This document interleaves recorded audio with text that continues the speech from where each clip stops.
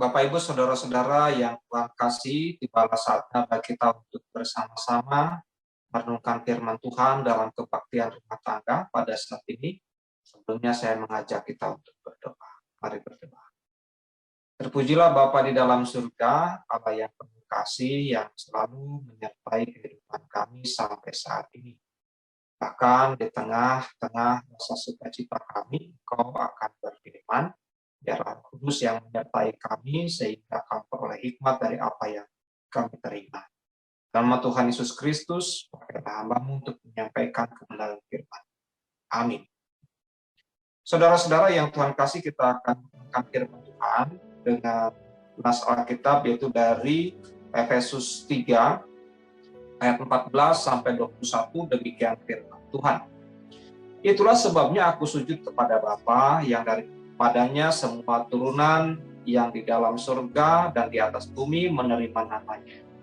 Aku berdoa supaya Ia menurut kekayaan kemuliaannya menguatkan dan meneguhkan kamu oleh rohnya di dalam hatimu. Sehingga oleh imanmu, Kristus diam di dalam hatimu dan kamu berakar serta berdasar di dalam kasih. Aku berdoa supaya kamu bersama-sama dengan segala orang kudus dapat memahami betapa lebarnya dan panjangnya dan tingginya dan dalamnya kasih Kristus, dan dapat mengenal kasih itu sekalipun ia melampaui segala pengetahuan. Aku berdoa supaya kamu dipenuhi di dalam seluruh kepenuhan Allah. Bagi Dialah yang dapat melakukan jauh lebih banyak daripada yang kita doakan atau pikirkan, seperti yang ternyata di dalam kuasa yang bekerja di dalam kita. Bagi Dialah kemuliaan di dalam jemaat dan di dalam Kristus Yesus turun-temurun sampai selama-lamanya. Amin. Saudara-saudara yang Tuhan kasih, kita akan merenungkan firman Tuhan dengan tema berakar dan beralas dalam kasih.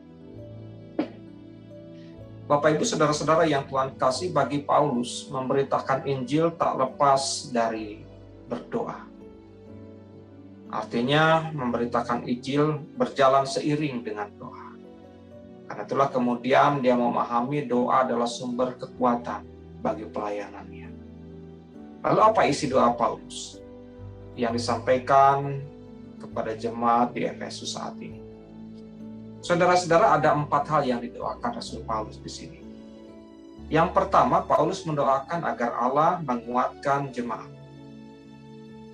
Pertanyaannya, mengapa Allah harus menguatkan jemaat? Mengapa jemaat harus dikuatkan? Karena Paulus melihat ada konflik batin dalam kehidupan jemaat Tuhan. Apa itu konflik batin?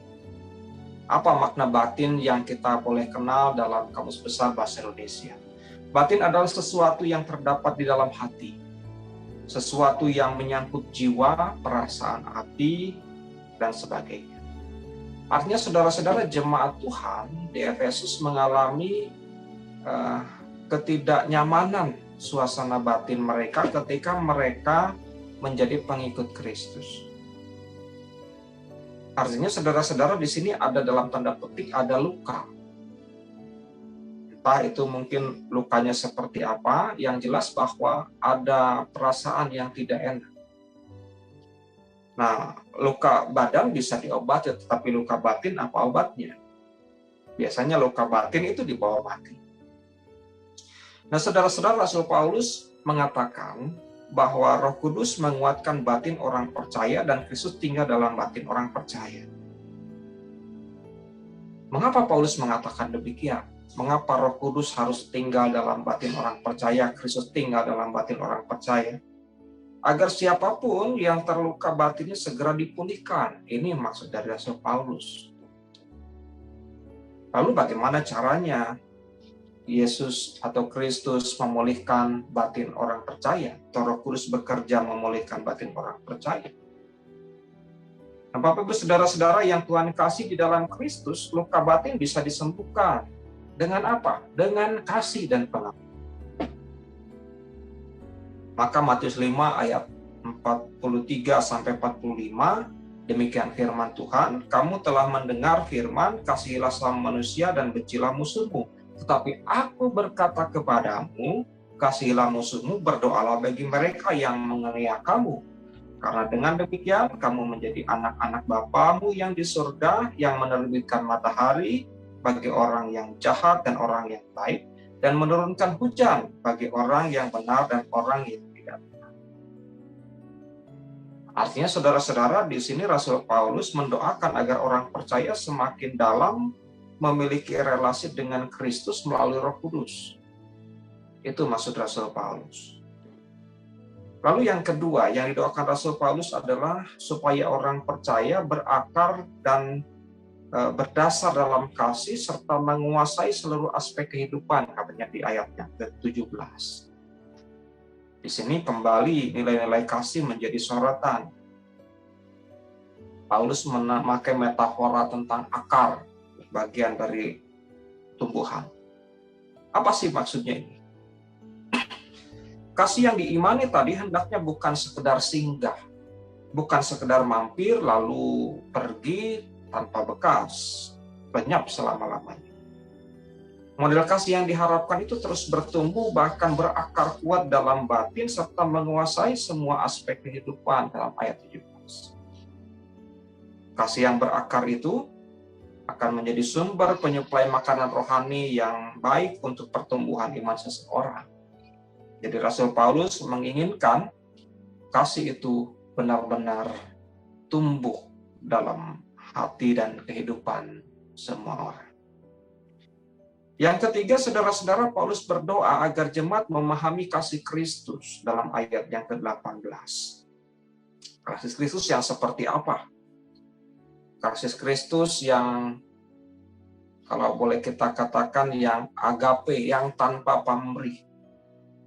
Dan setelah memahami kasih Kristus, maka umat juga harus mempraktekannya.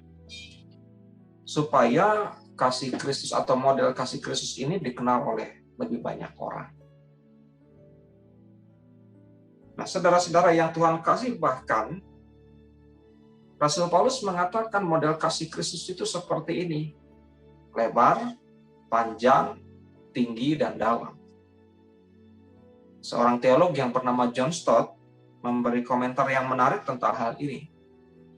Ia katakan kasih Kristus demikian lebar sehingga meliputi semua etnis manusia. Demikian panjang sehingga bertahan hingga kekekalan. Demikian dalam sehingga menjangkau orang yang paling berdosa. Demikian tinggi sehingga meninggikannya ke surga.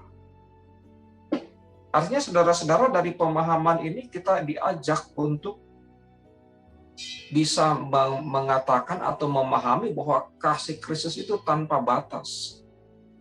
Dia bukan milik satu golongan tertentu saja, tetapi untuk semua umat manusia. Dan kita pun seharusnya mempelajari dan mempraktekkan model kasih demikian. Terlebih di masa-masa yang sulit saat ini.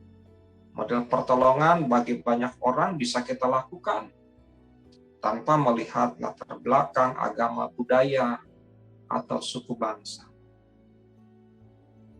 Bapak Ibu saudara-saudara yang Tuhan kasih, yang keempat yang didoakan Rasul Paulus adalah berdoa agar orang percaya dipenuhi kepenuhan Allah dalam ayat 19. Maksudnya adalah kepenuhan Allah di sini adalah kepenuhan Allah dengan kuasanya, dengan kesempurnaan. Sama seperti ketika Allah menciptakan alam semesta sempurna, Allah hadir dalam Yesus Kristus sempurna, maka kita pun seharusnya diliputi kesempurnaan, walaupun sempurna menurut atau sempurna untuk menilai Allah dan menilai manusia itu berbeda. Yang jelas bahwa manusia lebih dekat dengan apa yang diharapkan oleh Allah itu sudah sampai pada kesempurnaan, kata Rasul Paulus. Sehingga ia katakan orang Kristen atau orang pengikut Kristus itu akan menjadi sempurna sama seperti Bapa adalah sempurna dalam Matius 5 ayat 48. Demikianlah Bapak Ibu saudara-saudara doa Rasul Paulus kepada jemaat di Efesus. Nah, sekarang pertanyaannya, saudara-saudara, sudahkah iman kita bertumbuh, berakar, berbuah sedemikian seperti yang diharapkan Rasul Paulus? Mari kita tumbuhkan kasih yang telah Yesus ajarkan selama ini supaya kualitas hidup kita semakin baik, usaha kita diberkati, pekerjaan kita berhasil, dan masa depan kita lebih cerah. Lalu bagaimana menumbuhkannya? Lihatlah Matius 22 ayat 37 sampai 40. Jawab Yesus kepadanya, kasihilah Tuhan Allahmu dengan segenap hatimu, dengan segenap jiwamu, dan dengan segenap akal budimu. Itulah hukum yang terutama dan yang pertama. Dan hukum yang kedua yang sama dengan itu ialah kasihilah sama manusia seperti dirimu sendiri. Pada kedua hukum inilah tergantung seluruh hukum Taurat dan kitab para nabi. Artinya saudara-saudara bahwa model mengasihi seperti yang Yesus inginkan adalah mengasihi dengan seluruh tubuh, jiwa, hati, segenap raga kita. Artinya saudara-saudara secara total kasih itu kita lakukan. Kalau saudara mengasihi sesama, lakukan itu secara totalitas. Tidak sebagian-sebagian, tidak terpenggal-penggal, tetapi secara menyeluruh. Inilah saudara-saudara model kasih yang Yesus inginkan. Nah, begitu juga orang yang melaksanakan kasih seperti itu adalah pasti orang-orang yang mau belajar, orang-orang yang jujur, orang-orang yang murni, orang-orang yang hidup berada di dalam kebenaran, tidak ada kebohongan, tidak ada dusta atau tipu muslihat atau yang lainnya. Bahkan mengerjakan kasih itu secara terbuka, jujur, hidup bermartabat dalam kehidupannya. Nah, Bapak Ibu saudara-saudara yang mengasihi Tuhan, orang yang demikian adalah orang yang mau dibimbing oleh Roh Kudus, kata Rasul Paulus. Maka mari kita menumbuhkan model kasih seperti yang diinginkan ini, sehingga kita menyelimuti hati yang kita miliki dengan kasih seperti yang diajarkan, dan kita akan merasakan kebahagiaan, sukacita yang luar biasa. Ajarkanlah semuanya itu mulai dari keluarga kita masing-masing pada saat ini. Tuhan memberkati saudara. Amin. Bapak Ibu saudara-saudara yang mengasihi Tuhan, mari kita bersatu hati dalam doa. Kemudian kita akan akhiri dengan mengucapkan doa Bapa kami bersama-sama. Mari berdoa. Terpujilah Allah Bapa yang kekal, pada saat ini kami bersyukur Tuhan sudah menyapa kami, mengingatkan kepada kami akan arti kasih yang Tuhan harapkan untuk kami lakukan. Kami harus menumbuhkan kasih itu supaya tetap berakar, bertumbuh, dan berbuah dengan baik dalam kehidupan kami. Bapa dalam surga, berkatilah pada saat ini kami berdoa untuk keluarga kami masing-masing, untuk anak-anak yang kami cintai, untuk orang tua yang kami miliki. Tuhan berkati mereka. Kasih mereka, berikan kesehatan dan juga pertolongan dari Tuhan manakala mereka membutuhkannya.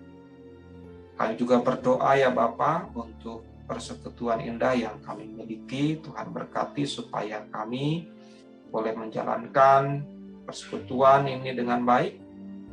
Bahkan kami berdoa secara khusus untuk pelaksanaan misa sambut pendeta pada tanggal 1 dan tanggal 8 Agustus 2021 yang akan datang.